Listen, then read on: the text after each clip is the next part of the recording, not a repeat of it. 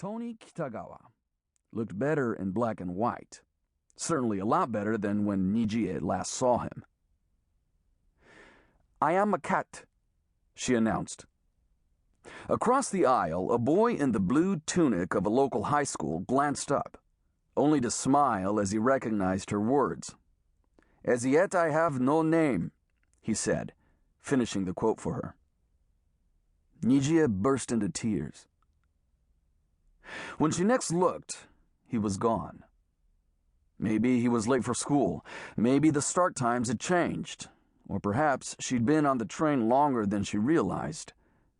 Looking around, Nijie decided it was a different train. Station names changed, and smartly dressed men got on or off, and when every seat but the one next to her was taken, even that one filled up. Having finished her crying, Nijie sniffed, being far too carefully brought up to blow her nose in public. Her old life had gone. She needed a new name and somewhere to hide.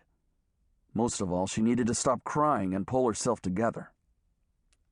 Reciting lines from I Am a Cat was perhaps not the best way to achieve this, but the story came from her grandmother, who'd read it aloud one winter night many years before.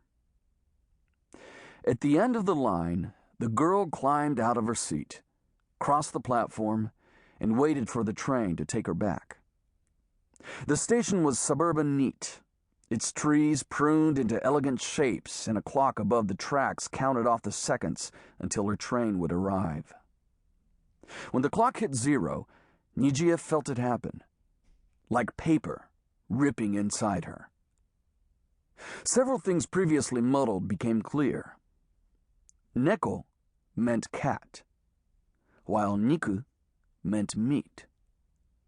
She was both of those. Neku? Yes, she thought. That was it. She was Lady Neku.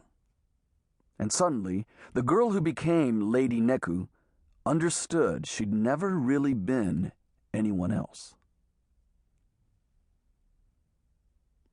When the salaryman opposite began staring, Neku moved her magazine to obstruct his view of her knees.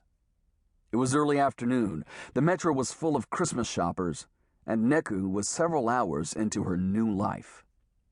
At this, the man shifted to get a better look, and Neku decided subtlety wasn't going to work. "Pervert!" she announced loudly. When no one paid any attention, Neku stood up and repeated herself, only this time she pointed. The man got off at the next stop. Although what actually happened was that he got off, the woman sitting next to Neku changed seats, and two grandmothers opposite spent the next 3 stops muttering to each other. "Well," said their glances, what did she expect looking like that? Shrugging, Neku raised a pencil and began to give herself eyebrows. Her cheeks stung from skin bleach, but she ignored it. The tube said apply over the course of 2 weeks. Use not more than 1 inch and start with a sensitivity test. To be helpful, the makers even printed a line with the daily measurement. Neku had applied half the tube before deciding this was a bad idea and washing most of it off.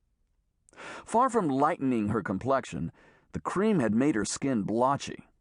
So now Neku wore foundation to hide a rash, which rather defeated the object.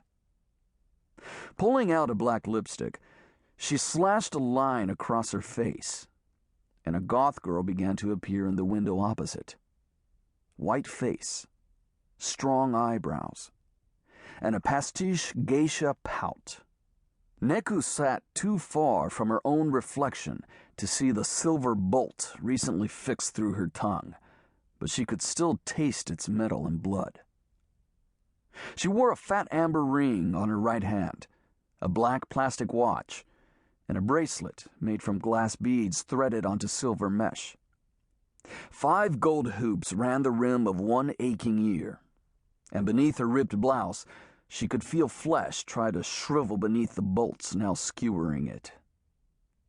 The first boy to touch her, and he'd barely glanced at Nijie's breasts as he swabbed on surgical spirit, reached for a